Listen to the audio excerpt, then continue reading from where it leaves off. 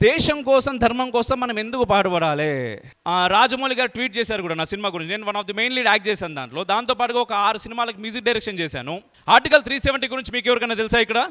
అంటే అన్నిటికంటే ముఖ్యం డబ్బు, బంధాలు, కుటుంబాలు, ఉద్యోగాలు, ఎయిమ్స్, గోల్స్ ఇవన్నీ ప్రాణం ఉంటేనే చేస్తాం మనం. ఇంతసేపు అమ్మాయిని బయటకు పంపకండి, అమ్మాయికి సెక్యూరిటీ ఇవ్వండి, అది కాకుండా మీ అబ్బాయిలకి సరైనటువంటి బుద్ధి నేర్పండి. అహింసో పరమో ధర్మ అనే సూక్తి మీరు విన్నారా? ధర్మహింస తథైవచ అని చెప్పి దాని తర్వాత నెక్స్ట్ లైన్ ఉంటుంది. ఇది ఎంతమంది విన్నారు? చాలా కొద్ది మంది. అంటే చిన్నప్పటి నుంచి పిరికితనం. అటు పోతే ఏమవుతుందో, ఇటు పోతే ఏమవుతుందో, బయటకు పోతే ఏమవుతుందో, ఎదురిస్తే ఏమవుతుందో, ప్రశ్నిస్తే ఏమవుతుందో, ప్రశ్నించడం అనేది లేనే లేదు మన జీవితంలో.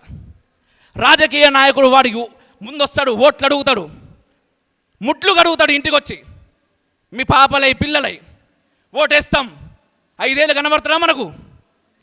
మనం మన ఇంటి ముందు తిరగాలి. ఎవడన్నా ప్రశ్నిస్తాడా? పోని ఎవరన్నా ఒకవేళ మనం ప్రశ్నిద్దామని ఇంటి ముందు నుంచి బయటకు వస్తే అమ్మ నాన్న ఇంటి పక్కన నీకెందుకురా, ఇంతమంది ఏదో నడుస్తుంది కదా.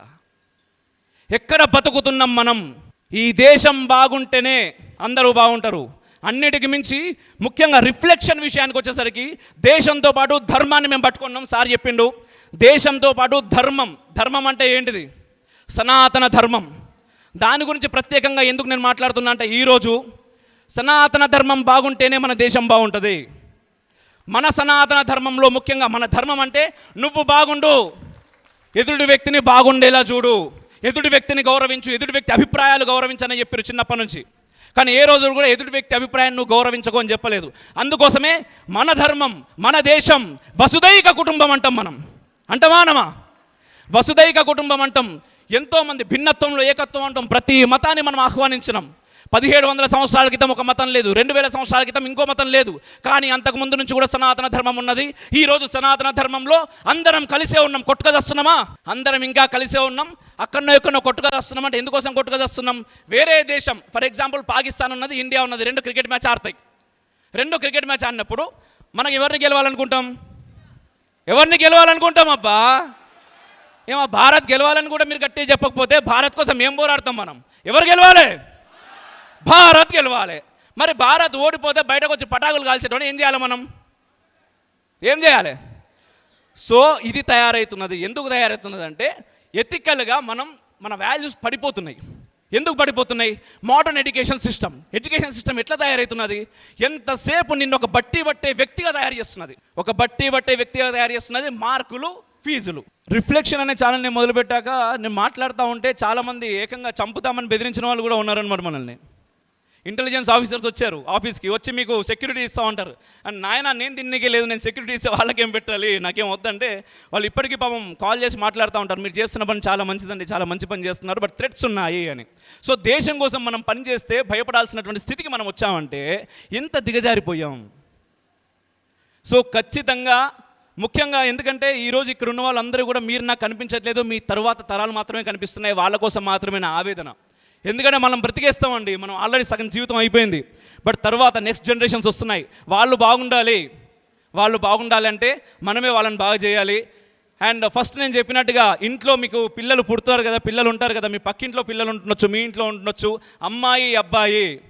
ఇంతసేపు అమ్మాయిని బయటకు పంపకండి, అమ్మాయికి సెక్యూరిటీ ఇవ్వండి, అది కాకుండా మీ అబ్బాయిలకి సరైనటువంటి బుద్ధి నేర్పండి. ఎదుటి స్త్రీలో తల్లిని చూడండిరా అని చెప్పి చిన్నప్పటి నుంచే నేర్పండి. నిజంగా బాధేస్తుందండి, చిన్న పిల్లలండి, చిన్న పిల్లలు. ఏం మాట్లాడతాం వాళ్ళ గురించి? 6 నెలలు, 9 నెలలు, 2వ తరగతి, 5వ తరగతి, 10వ తరగతి. ఎక్కడ జరుగుతుంది తప్పు? ఎందుకంటే మన మోడర్న్ సివిలైజేషన్ అయిపోయింది. సో ఉమ్మడి కుటుంబాలు ఉండవు, ఎక్కడికక్కడ చిన్న కుటుంబాలు. ఎందుకంటే డబ్బు సంపాదించాలి, ఒకటే దగ్గర అందరం ఉంటే మనకు అంత ఆపర్చునిటీస్ లేవు. వాడికి ఏంటంటే 10 టీవీలు అమ్ముడు పోవాలి, అందరూ ఒకటే దగ్గర ఉంటే ఒకటే టీవీ పోతుంది కదా, అది కాదు కావాల్సింది. 10 టీవీలు అమ్ముడు పోవాలంటే మనం ఎవరికి వాళ్ళు చిన్న ఫ్యామిలీస్ ఉండాలి. సో మనం అట్లనే ఉంటాం వాడికి తగ్గట్టుగానే.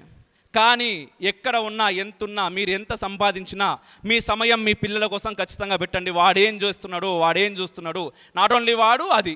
ఎందుకంటే మళ్ళీ ఇక్కడ అంటారు ఎంతసేపు అబ్బాయిలకే చెప్తావా అమ్మాయిలకి చెప్పవా అని. ఇద్దరికి నేను ముఖ్యంగా చెప్పేది పిల్లల గురించి కాదు, వాళ్ళ తల్లిదండ్రుల గురించి. పనికొచ్చే మాట ఏదైనా మీకు అనిపిస్తే దయచేసి మీరు ఫాలో అవ్వకపోయినా పర్లేదు, కానీ చెప్పే ప్రయత్నం చేయండి. నేనేదో చెప్తున్నానని కాదు, ఎందుకంటే ప్రతి ఒక్కరం మనం అందరం కూడా ఆలోచించే మాటలే ఇవి.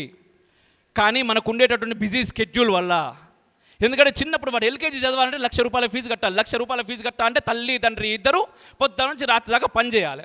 అంత పని చేసి ఇంటికి వచ్చిన తర్వాత నువ్వు ఆ పని చేస్తావా, నేను ఈ పని చేయాలి, వీళ్ళిద్దరు కొట్టుకోవడానికే సరిపోతుంది. వాడిని ఎప్పుడు చూసుకోవాలి, ఆ పిల్లని ఎప్పుడు చదివిపియాలి. ఖచ్చితంగా ఎవరి తప్పు కాదు, కానీ అనుకుంటే మనం మార్చగలుగుతాం. ఏదైనా కూడా నా ఒక్కంతో ఏమవుతుంది అని అనుకోకుర్రి. ఈ రిఫ్లెక్షన్ అనేది నా ఒక్కంతో స్టార్ట్ అయింది. ఈరోజు కొన్ని కోట్ల మంది చూస్తున్నారు దాన్ని. మన సనాతన అనే ఒక అద్భుతమైన కాంక్లేవ్ చేసినాం, క్షాత్రం చేసినాం. క్షాత్రం అనేది ఎందుకంటే మన లోపల క్షాత్ర ధర్మం నశించుకోబోతున్నది రోజు రోజుకు. ఎందుకంటే పిరికితనం అలవాటైపోయింది. వాడేమంటాడో వీడేమంటాడో వాని కింద పోయి పని చేద్దాం జీతగాని లెక్క. ఇది కాదు, ఈ మైండ్ సెట్ నుంచి మనం బయటకు రావాలి. ఇంతకుముందు మనం అటువంటి మైండ్ సెట్లోనే ఉండే. మెకాలే విద్యా విధానం వచ్చిన తర్వాత మనకు రుద్దినటువంటి మన అసలైన చరిత్రను మనకు దూరం చేసి మనల్ని బానిసలుగా తయారు చేసిర్రు. సో ఆ బానిసత్వం నుంచి ఇప్పటికైనా మనం బయటకు వచ్చే ప్రయత్నం చేద్దాం. భారత్ మాతా కీ